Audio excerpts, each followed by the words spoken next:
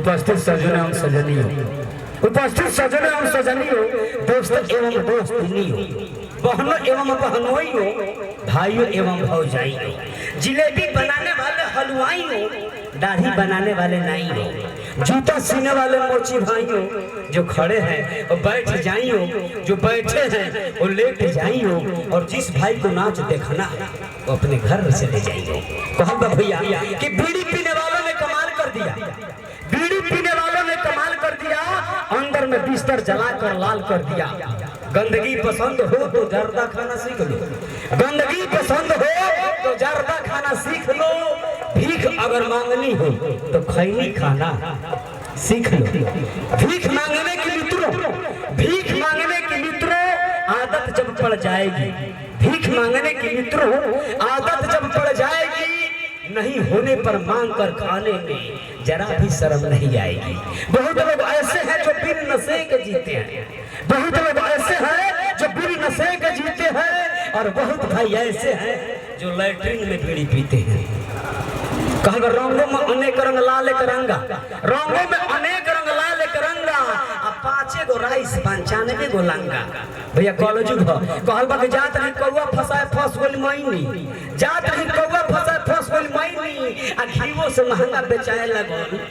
खैनी। जीवन में पोस पल के कर देनी पाठा, यानी लड़कन के पोस पल के कर देनी पाठा, आ घर ही में लगहर लेकिन मिलत नहीं के। सब डेयरी फार्म पकड़ के कहाँ से मिले भैया। देखिए बड़ा खुशी के बात भैया, रोज का आशीर्वाद बा कि आज हमने के ऑडियो वीडियो कैसेट में देखत रही, हमने का दी गंगा चैनल पे भैया होता भैया, जान हम बनी आनंद मोहन जी, अक्षरा सिंह और बीआईबी विजेंद्र सिंह, जाना भैया कॉमेडी बोल बन जा। आनंद मोहन जी कहले पड़े कि बेटा हजारी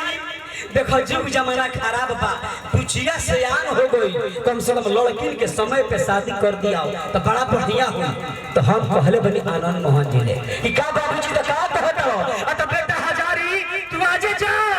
आ जाके पुछिए के लड़का ठीक को के आवे। हम कहनी बाबूजी को पर इसको लड़का ठीक को दे। तो आनंद मोहन जी कहले बनी बेटा हजारी तू जानते बड़ो कि 1900 कोने या 20 पर 19 वर्ष के लड़की बिया तो 20 वर्ष के लड़का खोज के आई हो। हमने ठीक है बाबूजी हम जा जानी, तो भैया हम चल गए बनी लड़का खोजे खातिर 20 वर्ष के दिन भर घूमल बनी, चलल बनी, चल चल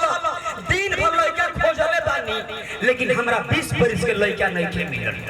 20 वर्ष के लड़का ना मिलल तो हम का कइले बनी कि 10-10 वर्ष के 2 गो ठीक के चलै बनी। भैया रोज सब के सुख समार के और वीडियो देखे के मिली दी गंगा चैनल पे। देखी भैया चलनी है बहुत ज्यादा समय ना लगे, लेकिन भैया लगे कम से कम एगो बोल सुनाए तनी भैया, और वो राजदूत के बोल सुन, कैसे राजदूत स्टार्ट होता, कैसे गचकी में जाता, कैसे 80 के स्पीड में जाता, आ एगो मोटरसाइकिल पे जब 3 जना बैठ जाला तो सबसे ज्यादा मजा के करा मिलेला। बात पे ध्यान दे भैया, राजदूत कैसे स्टार्ट होता आ कैसे जाता भैया, मनोज भैया थोड़ा ध्यान दे भैया। राजदूत किक मारत रहे, कैसे राजदूत है, राजदूत का स्टीयरिंग है भैया, किक मारत रहे, कैसे राजदूत बेस देखो भैया, कैसे राजदूत स्टार्ट होता भैया, ये राजदूत स्टार्ट हो रहा है भैया, कैसे स्टार्ट होता।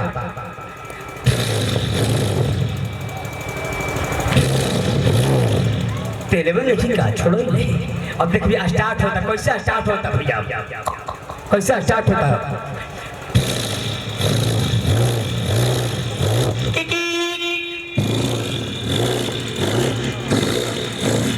गोचकी में जाता, 2 नंबर में 3 जना बैठ गए बड़े, एक जना पीछे, एक जना पीछे, एक जना चलावे बोले, 3 जना जा रहे बड़े, आ कैसे गोचकी पार करतल भैया, रेला देल बड़े, अब पीछे से टेलो ले कबर चल चल बरखा ना देखे चलेगा कबर, अब पीछे से लगाई ले अब गोचकी में 2 नंबर में पार करता है।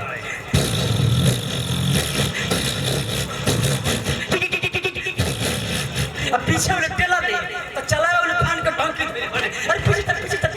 आ जब चलने वाला टंकी पहुंचल रहा, अजे सबसे पीछे भैया बैठेला उ का कहेला, जे सबसे पीछे बैठेला उ का कहेला, जे बीच में बैठेला उ का कहेला, अजे चलावेला उ का कहेला भैया, जे पीछे बैठल बाबू कहता बाहर हम बनी जे सबसे पीछे बैठल उ कहला भैया कि बाहर हम आ जे बीच में बैठल उ कहला जे पीछे बाबू कहता कि बाहर हम आ जे बीच में बाबू कहता कि आगे खुशी पीछे गम। बात पर ध्यान दे भैया जे सबसे पीछे बैठल मोटरसाइकिल पे उ कहला कि बाहर हम आ जे बीच में बाबू कहता कि आगे खुशी पीछे गम। आ जे चलावत उ कहता कि तुम तो भुचाट में गईनी हम इस पे चलावे के कमिश्नर भी ध्यान मत दे जो चलत तो करे के चले कैसे देखिए भैया अब गछ की पार 80 का स्पीड में जा रहा है जीटी थोड़ी बड़ा हाईवे कैसे कवर ले जाता है अब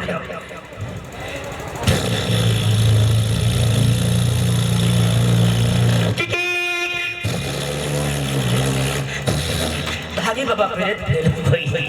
और सब लोग मान भैया हाँ हीरा तो जवाब नहीं चाहे तो सब तो होते बाबू नरेश भैया कहाँ चल रहे ना रहो तो वो लेकिन कोई सीधे तो नहीं भैया क्या बात वो कहा आइए अगला चलते चले भैया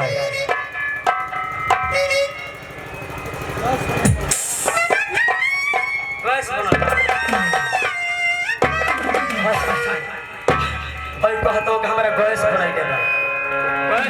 बा ए गणेश भैया इनका गैस बनैले बा एगो पाइप देता जानू आई बेटा पापा शांत बस कम हो गइल बा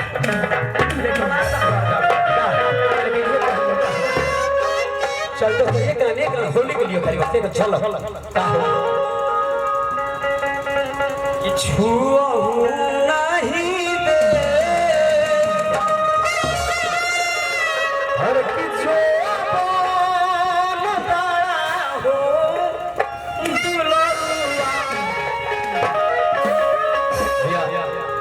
हमने एक कैसे 30 सीरीज के कैसे टपिया जाना आज ये गाना रह जाना हम कॉमेडी कइले बाटे ओही के एक झलक खाली देखा एक बोला अरे किछु हो नाही